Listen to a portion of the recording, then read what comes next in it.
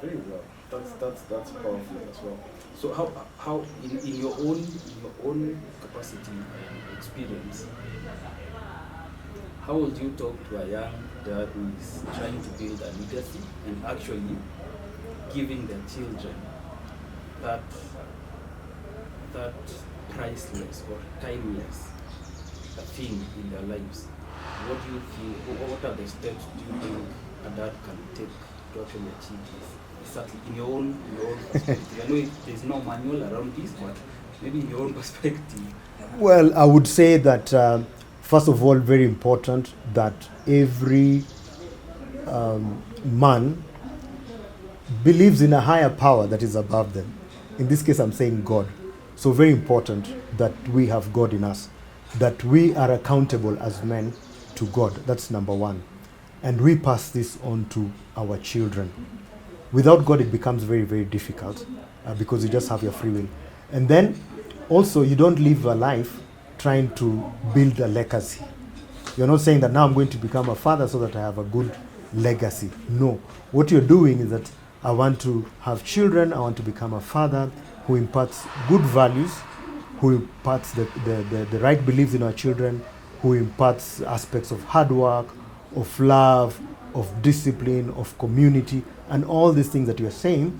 I want to impart this onto my children, and those by themselves will be the legacy. So it is really not that I become a father so that then I leave a legacy, because then that becomes, I would say, selfish in a way.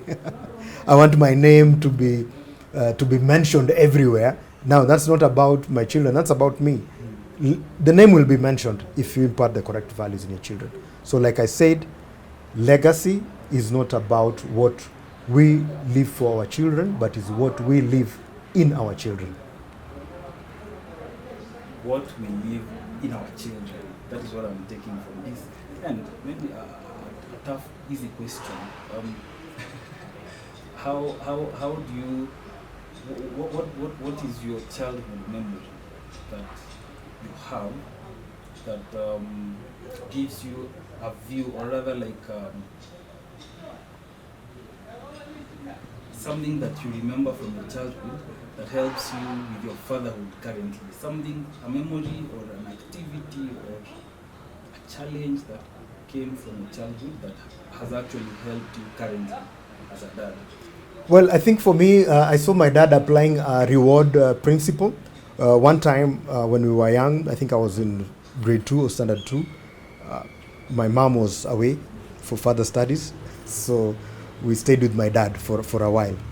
And so he was both the dad and mom. And his approach then towards enabling us to work hard in school was really carrot and stick, mostly carrot. And he told us that if any of you appears in the top 5 in class, then you will get a bicycle. We'll buy you a bicycle. You know, we were we were not in the top 10. My brother and I, we follow each other. We were not in the top 10. But I remember when that reward was announced in the house, that term I was number 5 and I got a bicycle.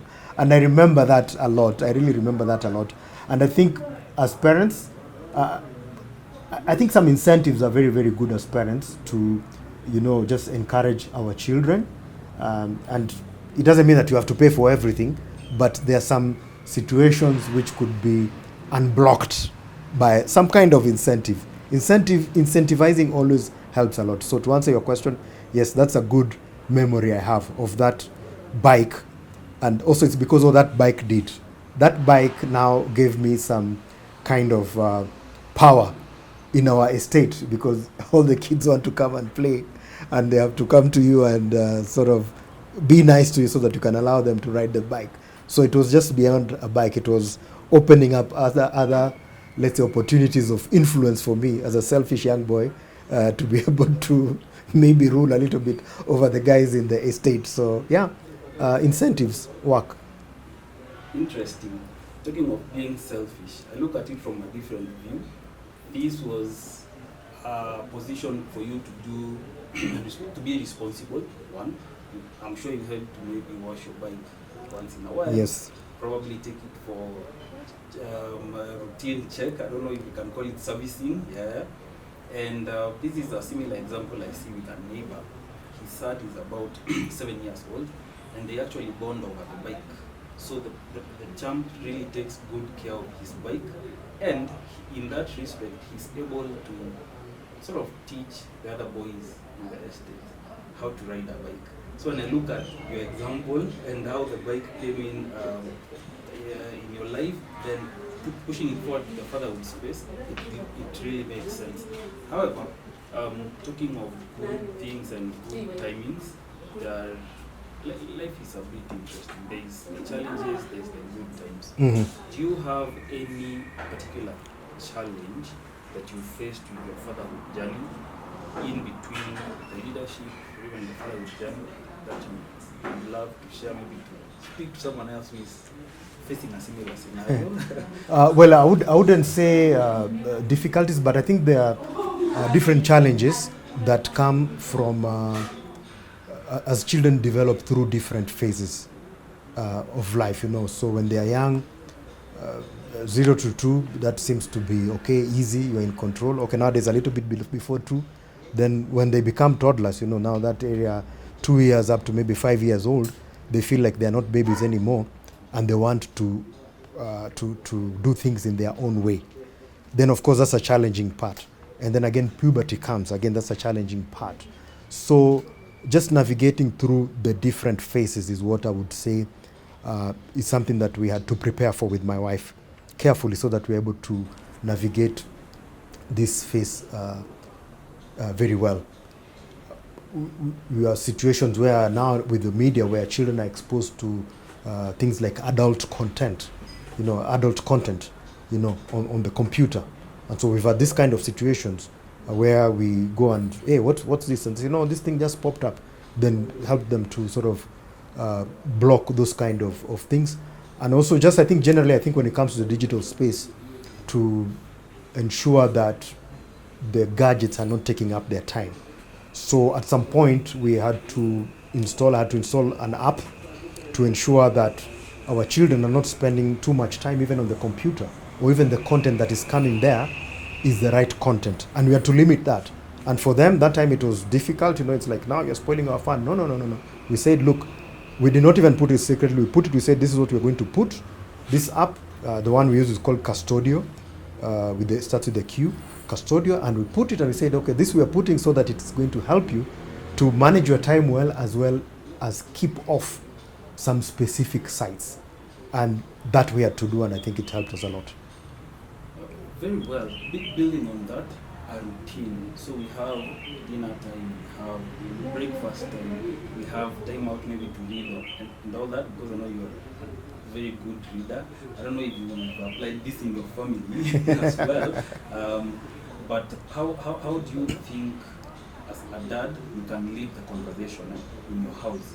So you're looking at your sons, daughters, plus your wife, and you really want to be on top of this particular conversation. Case in point, if we are having our dinner, no gadgets or something like that. So do you have a particular routine, and also how can we build into that as fathers?